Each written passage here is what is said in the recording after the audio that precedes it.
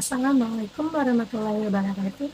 Halo everyone, perkenalkan nama saya Rosalia Seskuti dengan NIM 230355121 dari program studi pendidikan kimia.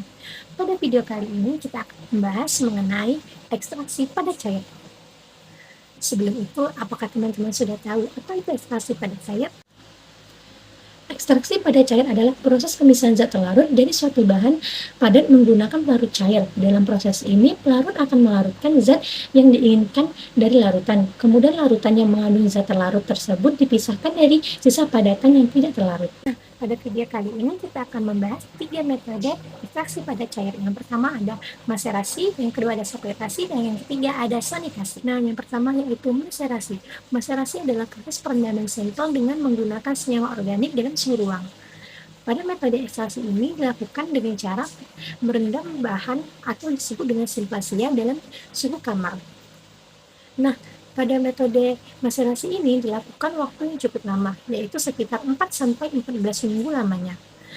Nah, lamanya proses maserasi yang dilakukan dikarenakan pelarut memerlukan waktu yang cukup lama untuk menembus dinding sel dan mencapai keseimbangan konsentrasi zat aktif antara dalam dan luar sel dengan proses difusi yang lambat.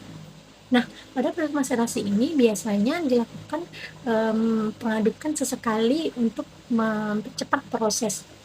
Nah, pada maserasi ini pelarut yang digunakan biasanya itu ada etanol, metanol, dan pelarut lain yang menyesuaikan dengan bahan yang digunakan dalam sampel. Pada metode maserasi ini dia memiliki kelebihannya prosesnya yang sederhana dan alat yang digunakan tidak begitu rumit. Dan kelebihannya lagi pada metode maserasi ini dia tidak memerlukan yang namanya pemanasan, sehingga sangat cocok untuk bahan yang mudah rusak oleh panas.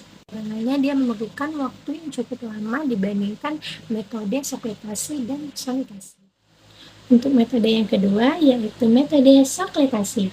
Sakletasi adalah metode ekstraksi yang menggunakan pelarut secara berulang-ulang dalam sebuah alat khusus yang disebut alat soklet. Teknik ini bekerja dengan cara pelarut dipanaskan sampai menguap, kemudian uapnya didinginkan menjadi cair dan menetes pada bahan padat untuk melarutkan zat aktif. Pelarut yang sudah mengandung zat pelarut akan kembali ke labu pemanas untuk dipanaskan lagi secara siklus terus-menerus. Metode ini memerlukan waktu yang cukup lama, biasanya 4-8 jam, karena proses ekstraksi dilakukan secara berulang dan bertahap agar zat aktif di bahan dapat terekstrak sempurna. Pada metode sekretasi tidak memerlukan waktu yang cukup lama, karena pada metode sekretasi menggunakan pemanasan yang dimana menggunakan suhu yang cukup tinggi, sehingga pemecahan dinding selnya lebih cepat. Dinding sel sendiri pecah dipengaruhi oleh suhu. Nah, ini merupakan gambar dari alat sekretasi atau juga disebut dengan alat soklet. Nah, di sini dapat teman-teman lihat sudah ditunjukkan dengan nomor-nomor.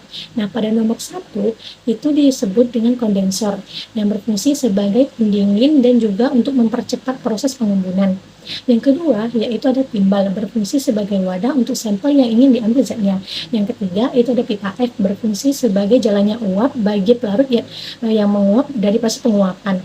Yang keempat, itu adalah sifon yang berfungsi sebagai perhitungan siklus. Bila pada sifon larut yang penuh, kemudian jatuh ke labu alas bulat, maka hal ini dinamakan satu siklus. Yang kelima, di situ ada labu alas bulat yang berfungsi sebagai wadah bagi sampel dan pelarutnya. Yang keenam, yaitu ada hoplet yang berfungsi sebagai tempat pemanas.